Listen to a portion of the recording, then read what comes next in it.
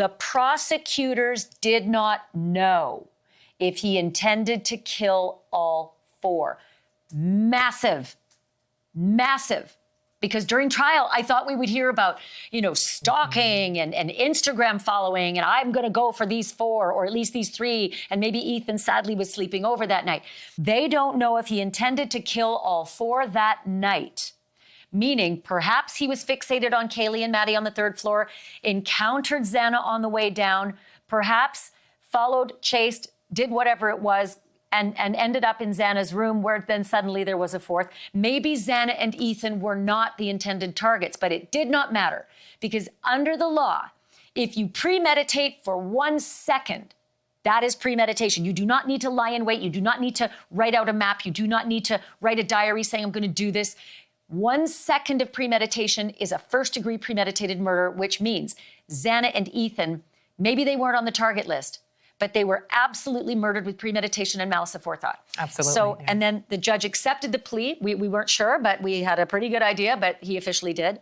And we now know that on July 23rd and 4th, that's a Wednesday and a Thursday, there will be a formal sentencing. It may only take 1 day. And we will hear from the families. They will be able to say their piece. I don't know how much Bryan will say, but the gag order, I was waiting on this.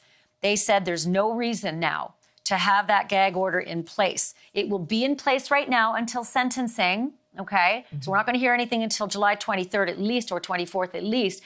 But it will be withdrawn because there's now no need. Thank God. We will learn so much more about the investigation after that date. And next time you see that sick and twisted murderer, he will not have the benefit of wearing civilian clothes. Right. Not for the rest of his life will he wear those clothes. He will come out into court wearing a jumpsuit. It is breathtaking to hear it. When somebody winds us up for 2.5+ years and winds up the people of Idaho and winds up that attorney of his who worked tirelessly in his defense, Ann Taylor, who worked tirelessly and professed that she believed him. I feel for her because that was her duty as a public defender to defend him. I feel that he twisted her. He wound her up.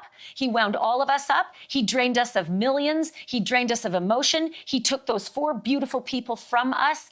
And it is breathtaking to hear him finally stop this show and just take responsibility. And unlike OJ, he's not responsible for the murders. He's guilty of the murders. Yeah. He is guilty.